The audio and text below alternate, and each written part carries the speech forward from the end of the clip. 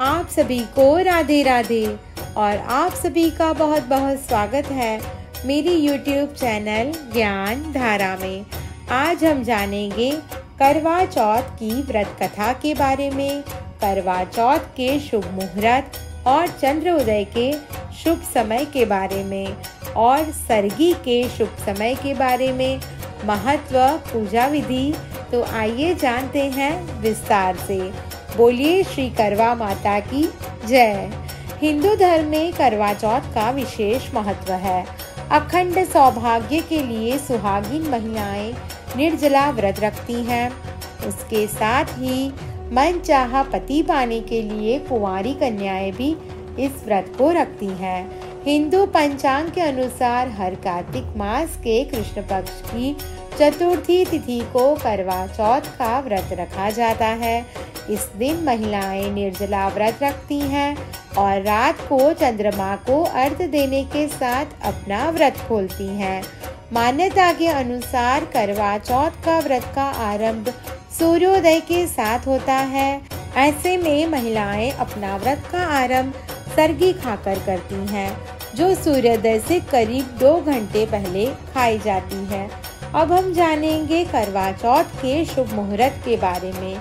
हिंदू पंचांग के अनुसार कार्तिक मास के कृष्ण पक्ष की चतुर्थी तिथि का आरंभ 20 अक्टूबर 2024 को सुबह 6:46 पर होगा और अगले दिन यानी 21 अक्टूबर 2024 को सुबह 4:16 पर समाप्त होगा। करवा चौथ की पूजा का शुभ मुहूर्त 20 अक्टूबर को शाम 5:45 से लेकर 7 बजे तक का रहेगा। अब हम जानेंगे करवा चौथ के दिन चंद्रोदय का समय। पंचांग के अनुसार करवा चौथ के दिन चंद्रोदय 20 अक्टूबर को शाम 7:55 पर होगा। अब हम जानेंगे सरगी का शुभ मुहूर्त। इस बार करवा चौथ का व्रत 20 अक्टूबर 2024 रविवार को रखा जाएगा। इस दिन सूर्योदय सुबह 6:30 पर होगा। सरगी सूर्योदय से करीब 2 घंटे पहले खाई जाती है, इसलिए करवा चौथ के दिन सुबह 4:30 पर सरगी खा सकते हैं। मान्यता है कि सरगी के बिना करवा चौथ का व्रत अधूरा होता है, इसलिए सरगी खाने के साथ कई जगहों पर व्रत की शुरुआत की जाती है। ये सरगी सास अपनी बहू को उपहार के रूप में देती है। अगर सास नहीं हो तो ससुराल पक्ष में ननंद या कोई बड़ा सदस्य दे सकता है। सरगी में सूखे मिठाई, फल, मेहंदी, साड़ी, बिंदी, बिछिया के साथ शगुन के तौर पर कुछ चीजें रखी जाती हैं। सरगी ब्रह्म मुहूर्त यानी कि 4 से 5 बजे के बीच में खाना शुभ माना गया है। इस दिन ब्रह्म मुहूर्त में उठकर सभी कामों से निवृत्त होकर स्नान करें। इसके बाद विधिवत पूजा करने के बाद सरगी खाएं। इसके साथ ही सरगी खाने के बाद जल पिएं और देवी देवताओं का मनन करते हुए व्रत का संकल्प लें। अब हम जानेंगे करवा चौथ के महत्व के बारे में। करवा चौथ पति पत्नी के प्यार, समर्पण और विश्वास का प्रतीक है। ऐसा माना जाता है कि यह व्रत पति की लंबी उम्र और वैवाहिक जीवन में सुख समृद्धि लाता है। इस त्योहार से जुड़ी पौराणिक कथाएं जैसे सावित्री और सत्यवान की कहानी इस व्रत के महत्व को और भी बढ़ा देती है। यह दिन संकट चतुर्थी के साथ भी आता है, जो भगवान गणेश को समर्पित है। इस दिन महिलाएं भगवान शिव, देवी पार्वती और भगवान गणेश और कार्तिकेय की पूजा करती हैं, ताकि अपने पतियों की लंबी उम्र और खुशहाली के लिए आशीर्वाद प्राप्त कर सकें। करवा चौथ का उपवास विवाहित महिलाओं द्वारा अपने पति की लंबी उम्र, भलाई और समृद्धि के लिए किया जाता है। यह दिन विवाह संबंध को मजबूत करने के लिए समर्पित है। उपवास केवल तभी तोड़ा जाता है जब चांद दिखाई देता है। महिलाएं चांद को एक छलनी से देखती हैं और फिर उसी छलनी से अपने पति के चेहरे को देखती हैं। यह रस्म यह दर्शाती है कि उनका पति उनके लिए सब कुछ है। वे उसकी लंबी उम्र और भलाई की प्रार्थना करती हैं। चांद को जल अर्पित करने के बाद पति पत्नी को पहला घूंट पानी और एक कौर भोजन खिलाता है, जो उनके आपसी प्रेम और प्रतिबद्धता का प्रतीक है। अब हम जानेंगे करवा चौथ व्रत की पूजा विधि के बारे में। करवा चौथ की आवश्यक संपूर्ण पूजन सामग्री को एकत्रित करें। व्रत के दिन प्रातः स्नान आदि करने के बाद संकल्प लें। पूरे दिन निर्जला व्रत रखें। जल से भरा हुआ कलश रखें। मिट्टी का टोटीदार करवा लें। करवा में गेहूं और ढक्कन में शक्कर का बूरा भर दें। उसके ऊपर दक्षिणा रखें। रोली से करवा पर स्वस्तिक बनाएं। गौरी गणेश और चित्रित करवा की परंपरा अनुसार पूजा करें। पति की दीर्घायु की कामना करें।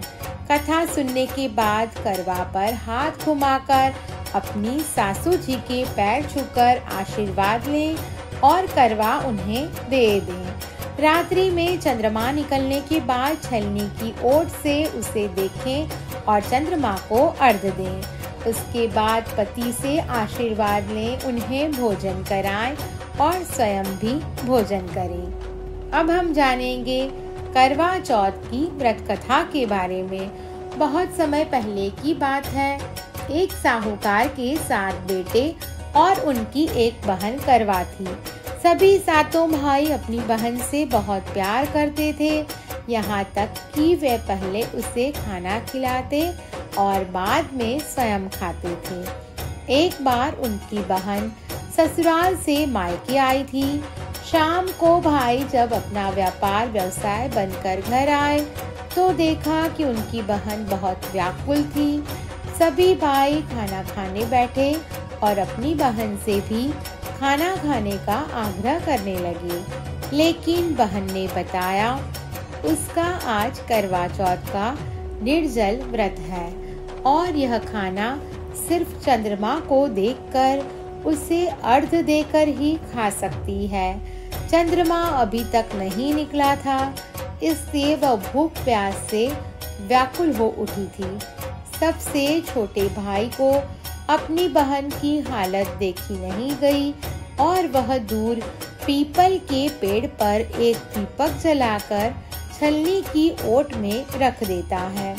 दूर से देखने पर वह ऐसा प्रतीत होता है जैसे चतुर्थी का चांद उदित हो रहा हो। उसके बाद भाई अपनी बहन को बताता है कि चांद निकल आया है, तुम उसे अर्घ्य देने के बाद भोजन कर सकती हो।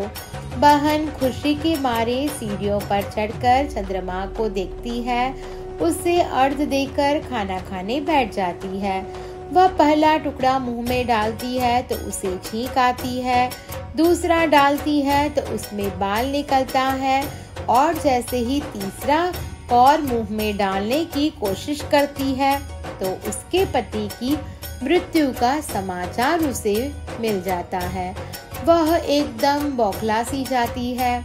उसकी भाभी उसे सच्चाई से अवगत कराती है कि उसके साथ ऐसा क्यों हुआ। करवा चौथ का व्रत गलत तरीके से टूटने के कारण देवता उससे नाराज हो गए हैं और उन्होंने ऐसा किया है। सच्चाई जानने के बाद करवा निश्चय करती है कि वह अपने पति का अंतिम संस्कार नहीं होने देगी और अपने सतीत्व से उन्हें पुनर्जीवित दिलाकर रहेगी। वह पूरे 1 साल तक अपने पति के शव के पास बैठी रहती है, उसकी देखभाल करती है, उसके ऊपर उगने वाली सुईनुमा घास को वह एकत्रित करती है। 1 साल बाद फिर करवा चौथ का दिन आता है। उसकी सभी भाभियां करवा चौथ का व्रत रखती हैं। जब भाभियां उससे आशीर्वाद लेने आती हैं तो वह प्रत्येक भाभी से यम सुई ले लो, फिर सुई दे दो, मुझे भी अपने जैसी सुहागिन बना दो, ऐसा आग्रह करती है। लेकिन हर बार भाभी उसे अगली भाभी से आग्रह करने का कहकर आगे चली जाती है। इस प्रकार जब छठे नंबर की भाभी आती है तो करवा उससे भी यही बात दोहराती है। यह भाभी उसे बताती है सबसे छोटे भाई की वजह से उसका व्रत टूटा था, अतः उसकी पत्नी में ही शक्ति है कि वह तुम्हारे पति को दोबारा जीवित कर सके। इसलिए जब वह आए तो तुम उसे पकड़ लेना और जब तक वह तुम्हारे पति को जिंदा ना कर दे उसे छोड़ना नहीं। ऐसा कहकर वह चली जाती है। सबसे अंत में छोटी भाभी आती है। करवा उनसे भी सुहागिन बनने का आग्रह करती है, लेकिन वह टालम टोली करने लगती है। उसे देखकर करवा उन्हें जोर से पकड़ लेती है और अपने सुहाग को जिंदा करने के लिए कहती है। अंत में उसकी तपस्या को देख भाभी पिघल जाती है और अपनी छोटी उंगली को चीर कर उसमें से अमृत उसके पति के मुंह में डालती है। करवा का पति तुरंत श्री गणेश कहते हुआ उठ बैठता है। इस प्रकार प्रभु कृपा से उसकी छोटी भाभी के माध्यम से करवा को अपना सुहाग वापस मिल जाता है। हे श्री गणेश, माँ गौरी, जिस प्रकार करवा को चीर सुहागन का वरदान आपसे मिला है, वैसे ही सब सुहागिन को मिले। बोलिए श्री करवा माता की जय। शास्त्रों के अनुसार माता पार्वती ने शिव को पाने के लिए करवा चौथ का व्रत रखा। इसी व्रत के बाद ही उनका विवाह शिव से हुआ। उसके बाद से ही करवा चौथ व्रत की शुरुआत हुई। ये व्रत दाम्पत्य जीवन में अपार खुशियाँ लेकर आता है। मान्यता है जो सुहागिन स्त्री इस दिन अन्न जल का त्याग कर व्रत रखती है उसके सुहाग पर कभी कोई आंच नहीं आती। साथ ही कुंवारी कन्याएं अच्छे वर की कामना के लिए भी इस व्रत को करती हैं। करवा चौथ सिर्फ एक उपवास का अनुष्ठान नहीं है, बल्कि यह प्रेम, बलिदान और विवाह के पवित्र बंधन का उत्सव है। आप सभी को मेरी ये वीडियो पसंद आई हो तो मेरा YouTube चैनल ज्ञान धारा को लाइक, शेयर और सब्सक्राइब करना ना भूलें। धन्यवाद।